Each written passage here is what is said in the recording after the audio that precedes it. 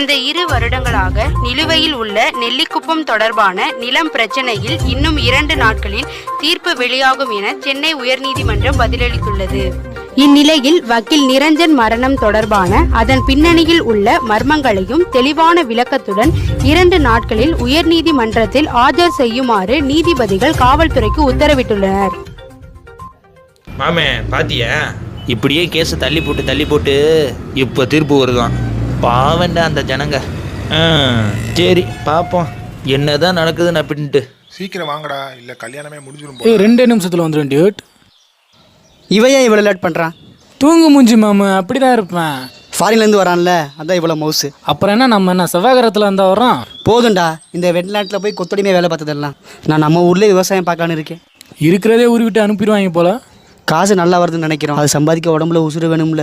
நிரஞ்சன் பற்றி ஏதாச்சும் ஒன்று தகவல் கிடைச்சிச்சா? எங்கடா, ஒன்றுமே கிடைக்கலடா.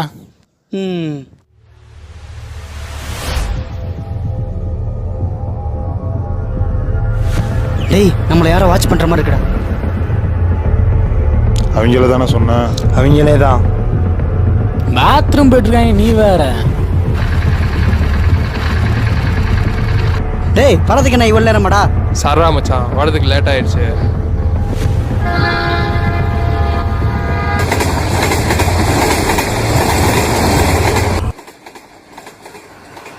டேய், என்னடா நம்மளை பார்த்து வராங்க?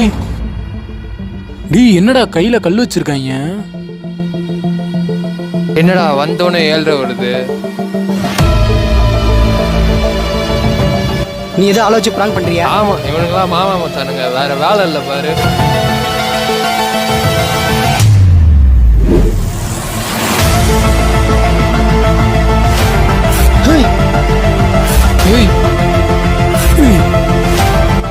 என்னடா கல்ல ஊட்டி இருக்காங்க? இப்போ பாரு நான் என்ன பண்றேன்னு. ரெடி ஜூட் மச்சான், ஓடிடுங்க. அட பாவி.